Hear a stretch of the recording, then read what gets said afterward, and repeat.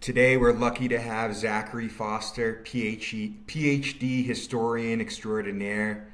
The man knows more about Palestine and Zionism than 99.99% of the population. Zach, thanks for being here with us today. It's my pleasure. Thanks for having me. Zach, before we get started, I just wanted to ask you, where are you from? I'm from the US, from Michigan. Michigan. Okay. Okay. That makes sense. Well, and then, how did you get so emotionally involved in this issue? Like, what brought you here? Well, I grew up in a very Jewish environment, going to Jewish schools, summer camps, youth groups. Went to Israel with my Jewish youth group in high school. That got me interested in Israel. At some point, I got more interested in the history. And as soon as you start to study the history of the state of Israel and the Zionist movement, then you start to discover a very dark past that is begins in the late 19th century when the Zionist movement sought to create a Jewish state in a country of 97% Palestinian Arabs. That led the movement uh, to send hundreds of thousands of Jewish settlers to Palestine to buy Palestinian Arab land, sell the people living on it because they weren't Jewish. And then by 1948, there were 600,000 Jews, Zionist settlers living in Palestine. And when the British left, they expelled another 750,000 Palestinians from their homes. And so I think when you read that history and you discover that the Zionist project is built on top of the forcible displacement of another people, that's sort of the beginning, I think, at least for me, to understand why Zionism was such a toxic movement in history. And I mean, there's obviously so much more to say, but I think that for me it was studying the history, and it was also meeting Palestinians and learning that as an American Jew, I can move to Israel tomorrow and get a passport. Whereas Palestinian Americans their parents and grandparents were born there, they speak Arabic, they have family in the country, they can't go there because they're the wrong ethnicity, they have the wrong religion. And so I think when you study the history and you learn about the privilege you have as a Jewish person in comparison to Palestinians who, like I said, or either from there, born there, the parents and grandparents are from there or born there, they can't go. And so then you understand that you have an obligation or responsibility, right? With great power comes great responsibility. And so you got to speak up and you got to fight for justice and freedom for Palestinians. I'm right there with you. There's a point in my life where I thought to myself, this isn't just unfair, this is just unbelievable how terrible it's been for the people involved. And I was going to ask you about how long do you think this ceasefire is going to last? And obviously, there's been some, breakdown of it already. What have you heard that's happened? What happened and why? Essentially, just now, with this breakdown of the ceasefire. Well, let's recall that Netanyahu was never interested in any kind of ceasefire deal to begin with, right? He was basically dragged to the negotiating table by Trump, who understood very well that Israel was a wrecking ball in the Middle East, bombing the US's closest regional ally, Qatar, where home to the largest US military base in the Middle East, that Israel was making it difficult for Jared Kushner, for Steve Witkoff, for the Trump family, for Eric Trump, and the Trump dynasty.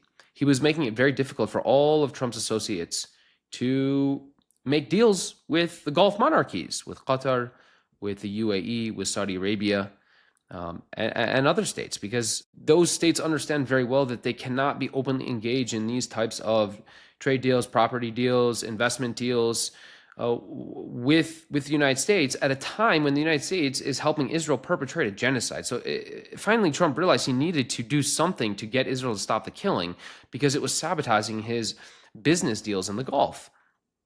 And so he brought Netanyahu, and so he made this deal with, which was a 21-point plan with Indonesia, Turkey, Egypt, Qatar, Pakistan, a handful of other Muslim states. So he got some regional buy-in, some buy-in from other Muslim and Arab states. And then he brought Netanyahu to Washington, after which point Netanyahu gutted that deal, that 21-point deal, and reformulated into a 20-point deal, which which Netanyahu figured Hamas would reject because it doesn't require Israel to end its military occupation of the Gaza Strip. It didn't require Israel to withdraw its forces from the Gaza Strip, only withdraw its forces from about 50% of Gaza. I forget the exact breakdown, but it's like 53 or 54% of the Gaza Strip is now off limits to Israel. But basically, Israel can still control the other half. So Israel assumed Hamas would reject this deal because one of the requirements, one of the stipulations that Hamas has made for a long time is that a hostage deal would only happen in tandem with an Israeli military withdrawal from the Gaza Strip and a ceasefire. But Hamas basically said, okay, you know what? You win. We're going to give up the hostages. We're going to give up the Israeli prisoners of war.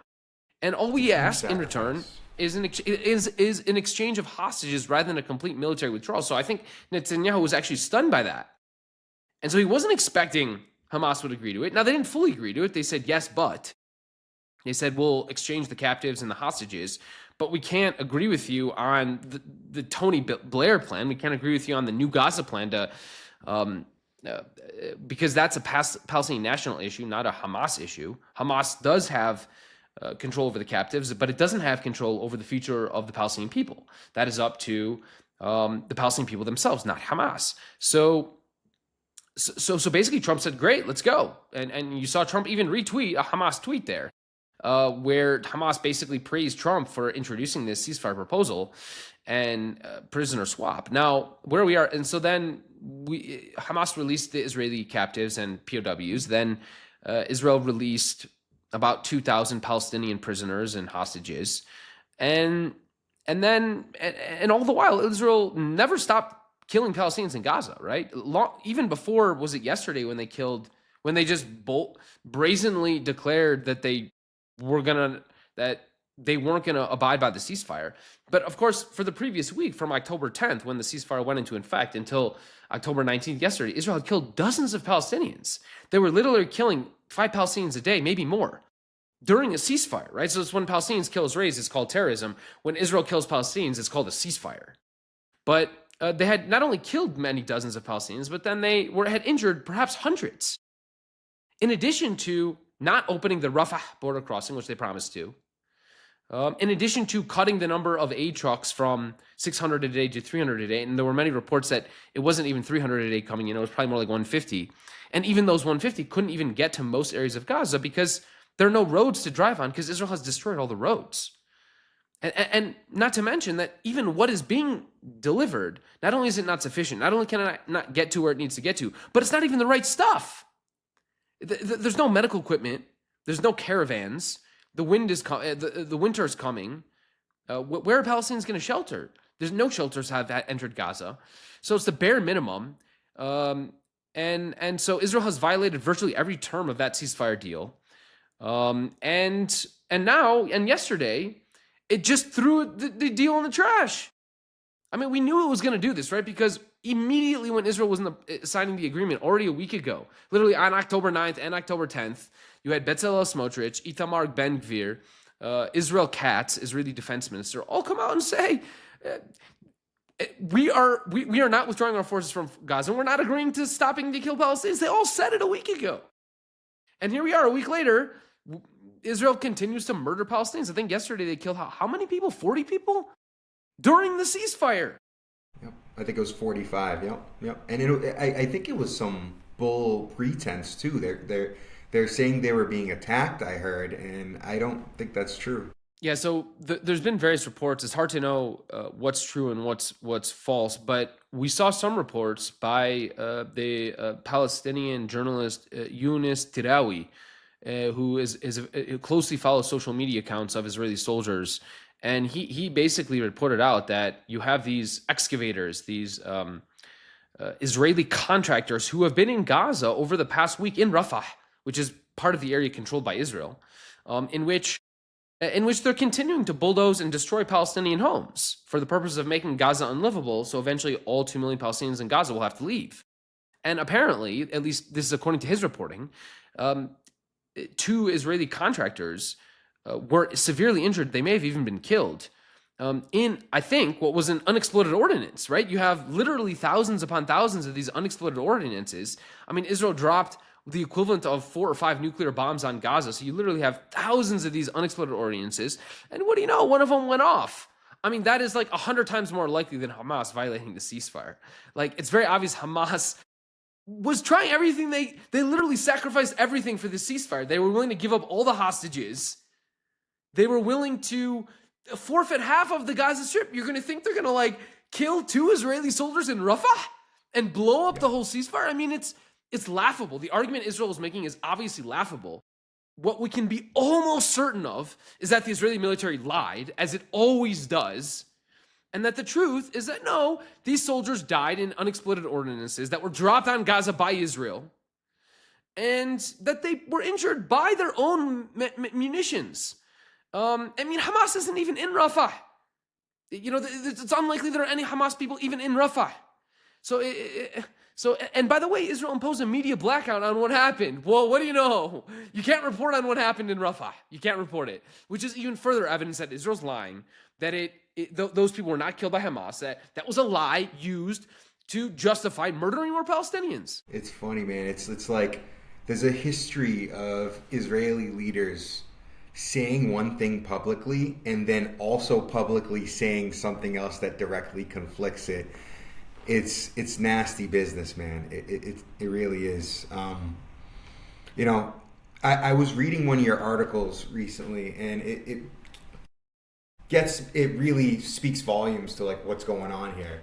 The article says there's been at least 6 ceasefires since 2008. Can you talk to us a little bit about historically Israel's behavior during ceasefires? The first ceasefire was signed on June 19th, 2008, and it came after Israel had imposed a punishing siege on the Gaza Strip in 2007 after Hamas won free and fair elections that were ordered by then U.S. President George W. Bush, who demanded the Palestinians hold elections. And they held elections, and Hamas won. And this is in January 2006. And then the U.S. Didn't like that Hamas won, so they collaborated with Israel and the Palestinian Authority to overthrow the democratically elected Hamas government. Hamas got word of that plot to carry out a coup, and then Hamas preemptively took power.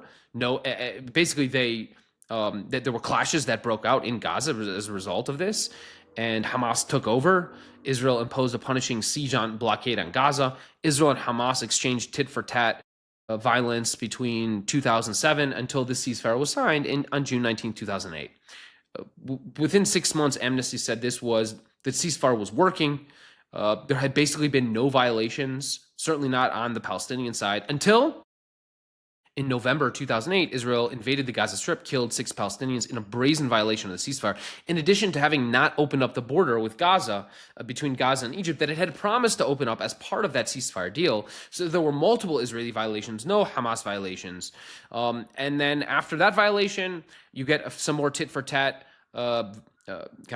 exchanges of fire between Hamas and Israel, after which point Israel in December 2008 launches Operation Cast Lead, in which it slaughters about 1,400 Palestinians, including killing hundreds of Palestinian children. The vast majority of the strikes on Gaza, according to the Goldstone Report, which was the UN Commission of Inquiry led by Richard Goldstone to investigate Israel's and Palestine's war crimes, he determined that the goal of that operation was to, quote, terrorize, humiliate, and punish the civilian population of Gaza. That, of course, led to another ceasefire. Israel broke that ceasefire too. In fact, leading up to the next major war on Gaza in 2012, there were, for many months, Hamas had been basically trying to formulate a permanent hudna with Israel. And for many months, and they had sent already earlier drafts of the ceasefire deal to Israel. Defense minister at the time basically took interest in this about a few hours. So then now we're talking November 2012. The second in command in Hamas, Ahmed Ja'bari, receives a draft, and he's expected to agree to the draft. Israel assassinates him just hours after he receives a draft of this agreement. That starts the next war, in which Israel kills 140 or so Palestinians and the vast majority of whom are civilians, obviously. That leads to another ceasefire. The ceasefire that holds between 2012 and 2014, the next major war. There's been many reports in which and both sides broke that ceasefire, but Israel broke it twice as often, and especially it broke it most often during the early months, which is what led to its eventual collapse. But ultimately, it was Israel that dramatically broke that ceasefire 2x more than Hamas. You get another war in 2014. We can get into the details of what led to that war, but it was Israel, lo and behold, that launched that war. It was a brutal war that lasted more than a month, almost 2 months. Israel killed about 2,400 Palestinians, majority of whom were civilians, including 550 children. They destroyed 18,000 Palestinians' homes in Gaza. It was to date by far the most dramatic escalation in violence. It was a mass slaughter. And after that war ended, same basic low-level violence ensued. You get another war in 2021. You get another ceasefire after that. Israel broke that ceasefire multiple times after that. And then so basically the TLDR over the past 6 ceasefires. And then you got a ceasefire, obviously, or a very short exchange of fire in November 2023, just a month after the Hamas invasion. And I think it's fair to say it's unfair to characterize the Hamas invasion of Israel as a violation of a ceasefire, because there was no ceasefire, right? I mean, this is the basic problem with the status of Gaza since 2007, is that Israel is imposing a war on the people of Gaza for every minute of every day of every year from June 2007, really going all the way back, I would say, to 2005 even, basically from 2005 to 2006 to the present.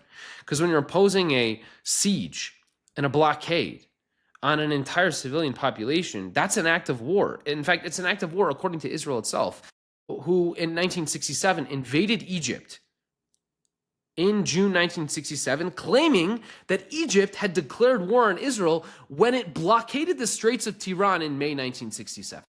So according to Israel, a partial blockade on another territory is a declaration of war, which means, according to Israel, Israel's blockade on Gaza for the past 17 years has been an ongoing act of war and a declaration of war. So Gaza is living under a state of war. So that's why I wouldn't even characterize Hamas's invasion of Israel in October 2023 as a violation of a ceasefire, because Israel had been warring with Gaza on October 5th and October 6th, 2023, via its blockade and siege. But in any case, in November 2023, we get another ceasefire for about a week when there's an exchange of captives and POWs, or mostly, I think these are all hostages being exchanged in that one. Israel violated that ceasefire 3 times. Then bringing the story up to January 2025, when Hamas and Israel agreed to yet another ceasefire deal. Israel continued to violate that ceasefire deal immediately by not opening up the border like it promised to, by not allowing in tens of thousands of caravans like it promised to, by not allowing in the fuel that it promised to. About 10% of the fuel it promised to let in, it let in. And then in March 2025, Israel just threw the deal in the trash by imposing a total blockade on March 2nd, 2025.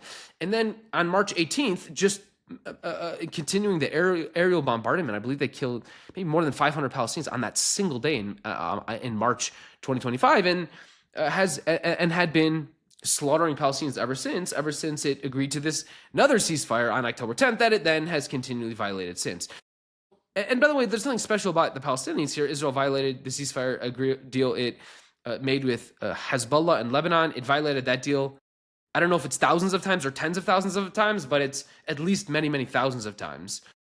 So Israel doesn't respect ceasefires it signs. It fundamentally can't stop killing Arabs and Palestinians. It's perhaps in the DNA of the state of Israel to murder Palestinians and murder other Arabs. It just can't stop. It's addicted to blood and death. It's almost like it's just a planned move. They're saying that there's a ceasefire so they can do whatever political aim that they want. And what can a country do? What can the Palestinians do if they don't accept the ceasefire? Then they get destroyed. And if they do accept the ceasefire, it just decreases the amount of killing. It doesn't stop it. It's just less people will die, and we give up a ton of things in exchange.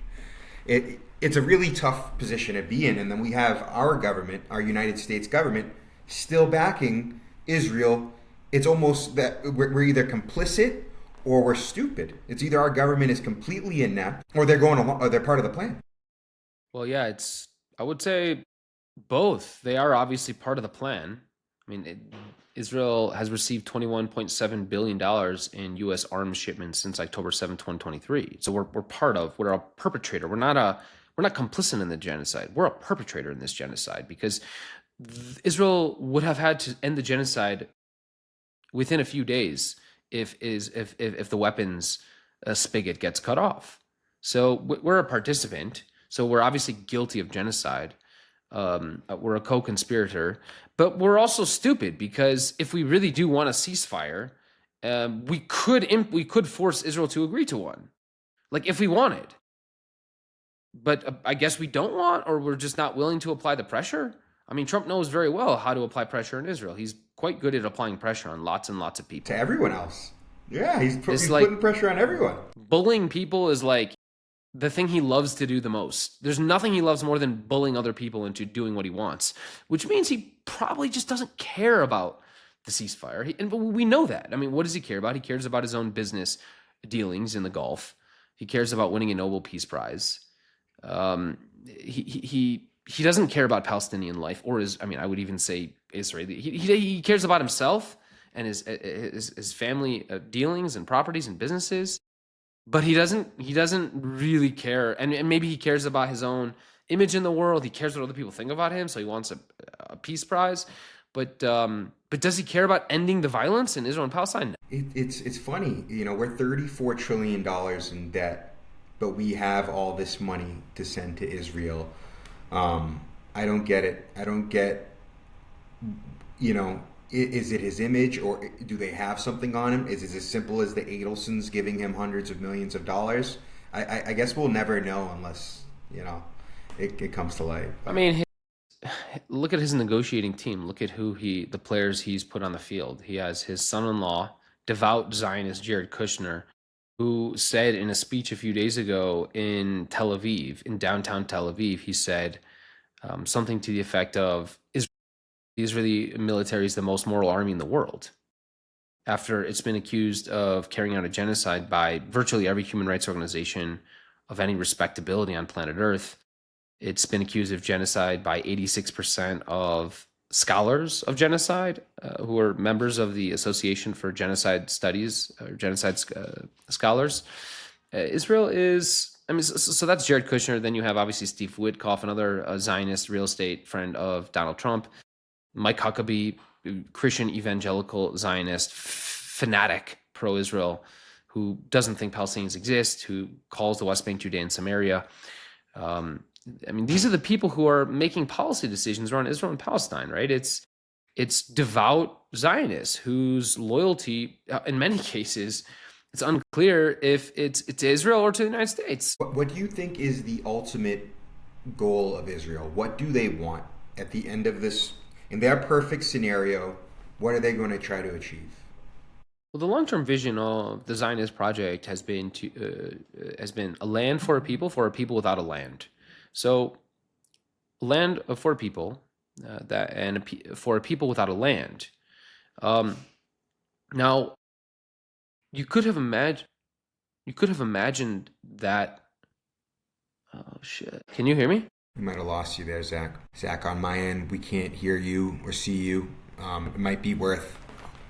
Hey, sorry about that. Hey, don't worry about it. My internet dropped for like 2 minutes. I don't know what happened, but I'm back. Okay. No worries. No worries. You're land for a people with a people without a land. Yeah. So the goal of the Zionist project has long been an Israel without any Palestinians in it. Right? Because Palestinians are a problem for two reasons. First, they're not Jewish, so they have the wrong DNA. So they're a demographic threat. The fact that they exist, the fact that they breathe air makes them a threat.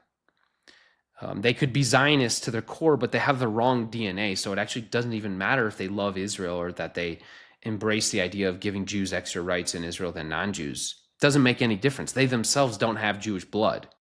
So they're a problem.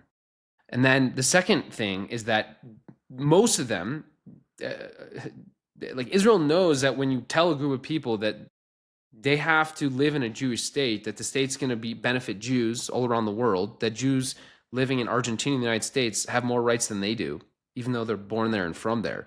So Israel understands that Palestinians aren't going to be Zionists, right?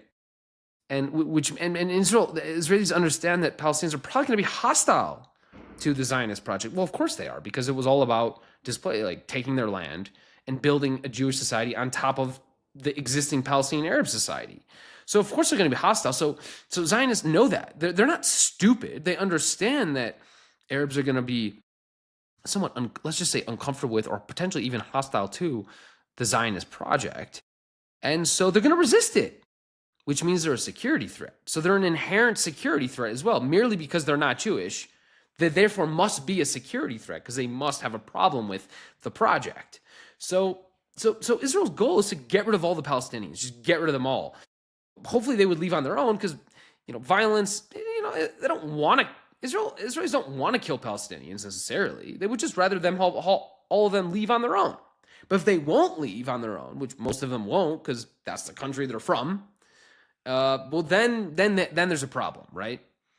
Not sure why I'm frozen, but then there's a problem. The problem is that they have the wrong DNA and they won't leave. So they either have to be ghettoized, confined to small spaces, or they have to be expelled. And if you can't ghettoize them or expel them, then you kill them, or you put them in prison, right? Or you make their life so miserable that they just choose to leave.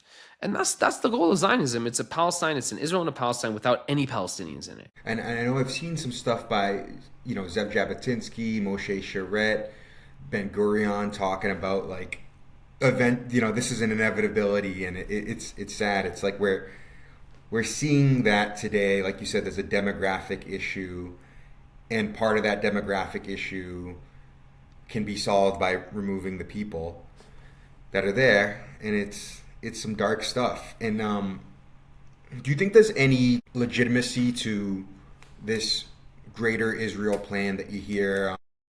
I think I don't know if I'm using the right terminology. I've seen the term Eretz Israel, about expanding its borders into other countries. Is that real, or is this propaganda that I'm seeing it online because I'm so on the opposite end of their spectrum? Maybe I'm just getting fed propaganda. Israel has been an expansionist state since the day it was created. So since May 14th, 1948, Israel has been expanding its territories. Almost continuously. Grabbed a piece of land in 1949. People don't even know about this, but it took a piece of land from the West Bank that had been occupied by Jordan. And then in 1967, obviously it was the largest expansion to date, right? It grabbed Sinai, Golan Heights, which it annexed in 1982. It grabbed Gaza and the West Bank. It's been holding on to Gaza and the West Bank since 1967. In 1982, Israel invaded Lebanon, the land south of the Litani River in Lebanon from 82 to 2000, when Israel didn't want to leave Lebanon. It was pushed out. It was forced out. It was a costly occupation. So eventually Israelis were like, what are we doing here? We're occupying a foreign country, and our soldiers are just dying every day because of it. So eventually they left, but now Israel reinvaded Lebanon again. And you have Israeli soldiers stationed all around southern Lebanon, and they would love to reoccupy that country again to prevent any type of resistance from ever coming about. So this is the philosophy of the Israeli military. It's expansion as security. Occupation as security. The more land you control, the more territory you control, the more secure you are. I think I would describe that philosophy. I would say the more land you occupy, the less secure you are. And I think history bears that out. But Israelis seem to think the opposite. They seem to think that dominating other people, controlling their land, taking away their resources, subjecting those people to grotesque brutality, that those things make Israelis safe. But I just think that's a misreading of history. But in any case, no, Israel is now occupying half of the whole Golan Heights. They've reached the suburbs of Damascus in Syria. who knows? Maybe Israel will try and reoccupy the Sinai Peninsula so that it can push Palestinians there. It's an expansionist entity because it believes security is achieved through expansion and through occupation of new territories. Yep, yeah, and I fear that we're going to see Gaza shrink even further throughout this process, and West Bank, the same over there. It's some scary stuff, and I just hate that our country is complicit in this whole thing. I really do. It's sad stuff. From your end, do you see a lot of one of the things I love about you, besides you just having like an endless wealth of information online that I can access and like use as my own. Just kidding, but I love it. But the other thing is, to be frank, you're Jewish. And a lot of people that aren't are afraid to speak up because they're afraid they're going to be labeled anti-Semitic, which is scary. If you have a job, you don't want to lose it. Most people can't afford to lose their job, but they can't. They can try to use the same things on you, but who's really going to listen to them when they say that? Oh, Zach Foster, a man born Jewish, is anti-Semitic, and that's one of the. I feel like it's almost heroic for you to do that, what you're doing, and I appreciate it. Do you feel the heat from other Jewish people coming at you? Well, I mean, yeah, of course, Jewish people are going to come after me. I mean, they'll say things actually much worse than non-Jews will say to me, right? I'm a capo. I mean, all the worst epithets. But you brush it off after a certain amount of time. You don't pay any attention to those people. They're not relevant. You have so much conviction in what you're saying, it just makes no difference. Love it. It's heroic, man. I love it. I love to see it. And you know what? I bet they're emboldening you to just keep going further. The more they push that button, the more you're gonna dive into it. Yeah, look, I don't need. I mean, in general, look, if you're a person who's writing and speaking, in general, you should probably not get too worried about how people react to what you say. You should be grounded. You should make sure what you're saying is accurate. You should focus on the truth. Just be evidence based. I mean, that's how you win. You focus on the facts. I appreciate that. Any advice for you know someone like me that's looking to help the movement, help solve this problem? What can I do? Yeah, I think. Look, I think we live in in an age of information um, inundation. There's so many journalists, so many content creators, so many analysts, so many YouTubers and Twitterati um, and TikTokers, and it's. I think the world needs more curation. I can't stay on top of. It's very hard for me to follow everything that's happening. So if I think ultimately what everyone is, including the news broadcasters themselves, including the AP and Reuters and New York Times and CNN, everyone acts as an information filtration system, as an information curation system. Where I can't tell you about everything that's happening in the world, but I'm going to choose the 10 things to tell you about today.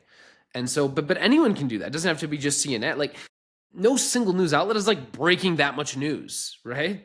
The news is being broken by individuals who are breaking the news. It's incumbent upon most of the rest of us to sort of figure out what's the important part of it and to curate and to filtrate and to focus on attention on that. And everyone can do that, including you. I appreciate it. I know you've got to run in a minute or two. Any last words for me when I speak anything that's on your mind? I know you got a couple more minutes before you got to leave us. So. Yeah, no, I would just say, look, this is, human rights struggles, social justice struggles take not years, but decades. I mean, going back to all of the major civil rights and human rights struggles in human history. I mean, many of them take many, many decades. I mean, think of how long Black Americans had to fight for equality in the United States, and they still don't have equality. Think of how long people were boycotting and sanctioning and divesting from apartheid South Africa before that regime fell, right? Like Israel's oppression of the Palestinians takes decades to overcome, and it's not going to happen fast. So I think we all just need to be resilient and patient. Sumud is a Palestinian idea of just of keep fighting. Like don't give up. Just stand your ground, stand on your land, and just keep fighting. That's what I would encourage everyone to do. It's funny. One of the things that gives me hope is one of the most contradictory things. I think about the Zionist Council of 1897 and how they had a dream to build this country, and they did some evil things to get there, but in 50 years they pulled it off. And I think it came down to planning and execution.